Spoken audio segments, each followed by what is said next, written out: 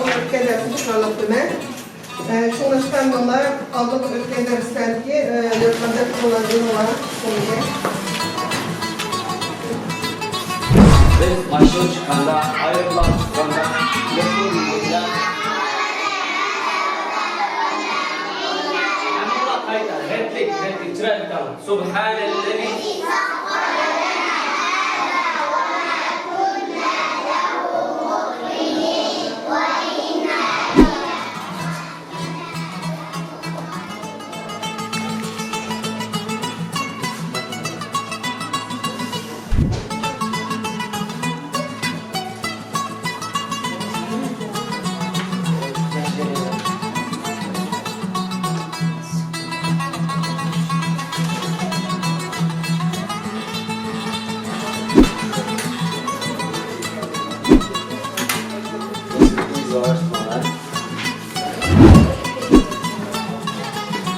She. She is a doctor. She is a doctor. She is a doctor. Nama. She is a doctor. Okay, sit down please. It. Abdurrahman Ömer.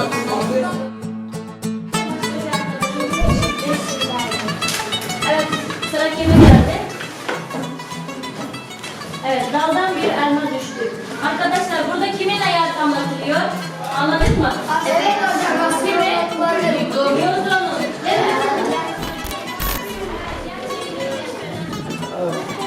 نعمل إعلان.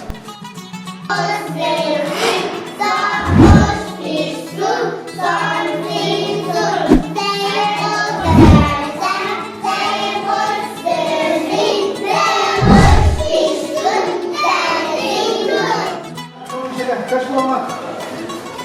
Öğretmensin ya da fotoğrafı ya? Ya.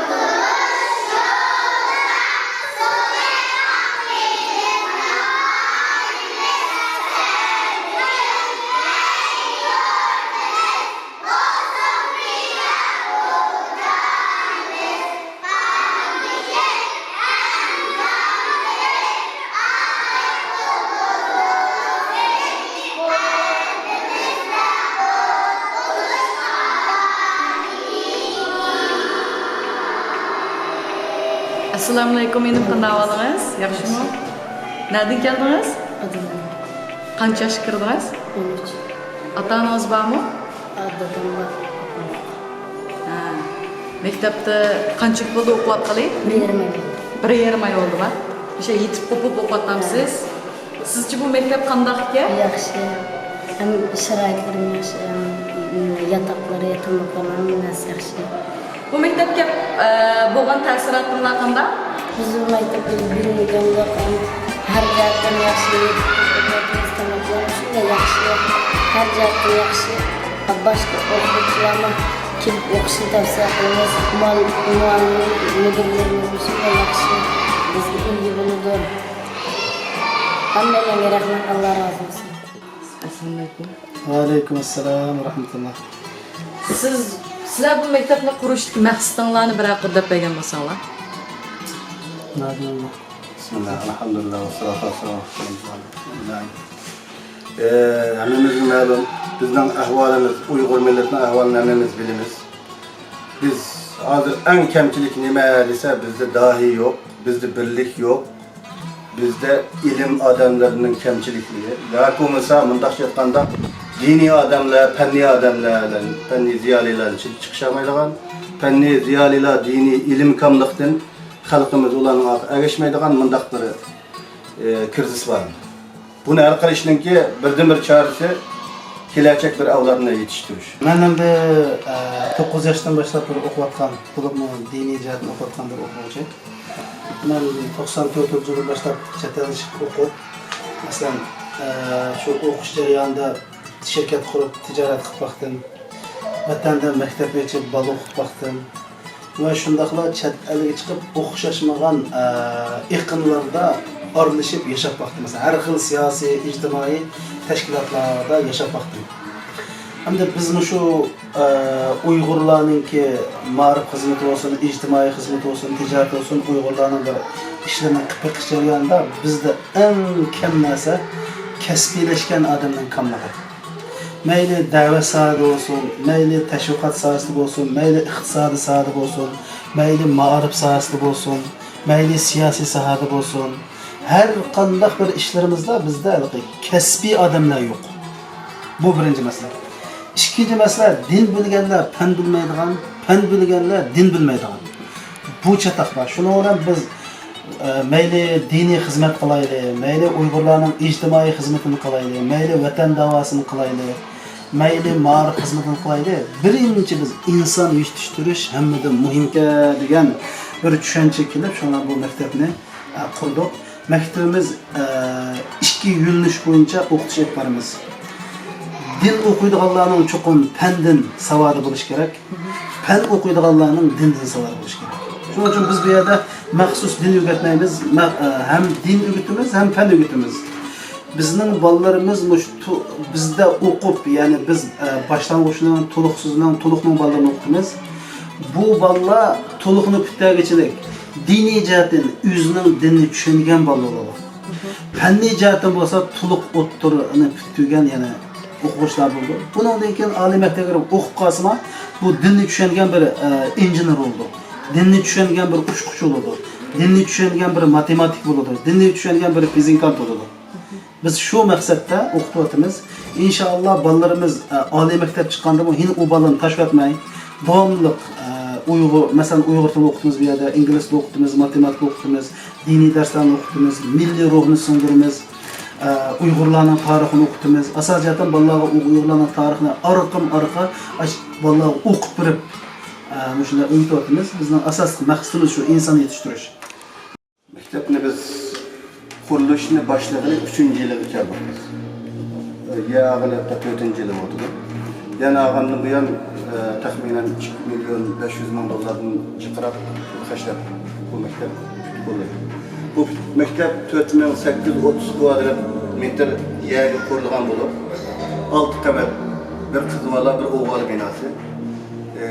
Umumiy qurilishninki hajmi 9800 kvadrat metr. Bu yerda agarchanda har bir yotoqda 3 dan 4 dan o'quvchi yotqizsak, 200 o'g'il bola, 200 qiz bola. Agar 6 dan yotqizsak, 400 qiz bola, 400 o'g'il bola yotadi. Şunlaşka bu kütüp mektubumuz yani en ahırki basqıçı kelgen çağda dünyadaki iqtisadi buhranlar, meyli memleketimizin olsun, meyli Suudi Arabistan'daki bazı siyasi özgürlükler sebebinden biz yerden koyatkan bazı adamların üzülüp kaldık biz zaten.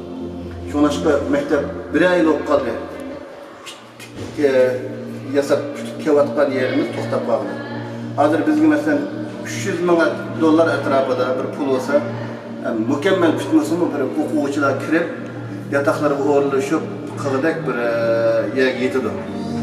Bizning ba'zi qazilarimiz var, ma'lum yani to'liqlash tegishli ishlarimiz var. Ham apsi yo'q, yoki dasi yo'q bolalar var bir necha. Bulardan undaq tasodifiy so'rab qoldi masalan.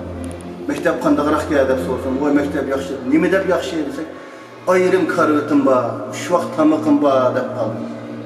Yüreklerimiz itilip ketey deb qoldi bunu anlagandan keyin. Haqiqatan bizning hozirgi sharoitimizda Uyg'ur bolalardan yüzlerce, minglarcha shundoq ya dadisi yo'q, ya apsi yo'q, hatto dadilar apsusimi iqtisodiyatdan bolalarga bir karvat bilan ayrim bir uylarga 2 karvat, 2 bolasiga karvat etpagidek hali yo'q. Ba'zi uylarda 6-7 bolasi bilan bir uyda yer yetib o'qiyotgan bolalarimiz bor.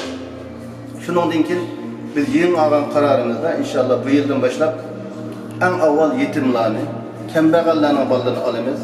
Ağandan keyin şu dünyadaki Uygur qarindoshlarımızın orasidagi iqtisod yaxshilardan her bir qarindoshimizdan o'tindig'imiz masalan her bir bolaning bir oylik chiqimini o'zining bolasini ko'rganda ko'rib bersa, shu orqali o'qisa, Peygamber sallam degan yetim bolaga kepillik qilgan bilan shu qiyomat kuni jannatda shundoq bo'ladi deb chiqib ko'rsatganga ajrga erishdi. Bizda inshaalloh bu maktabni şu vatandagi Nurtay hojimning maktablarida faqat yetimlarni eng oldin qatori qo'yamiz.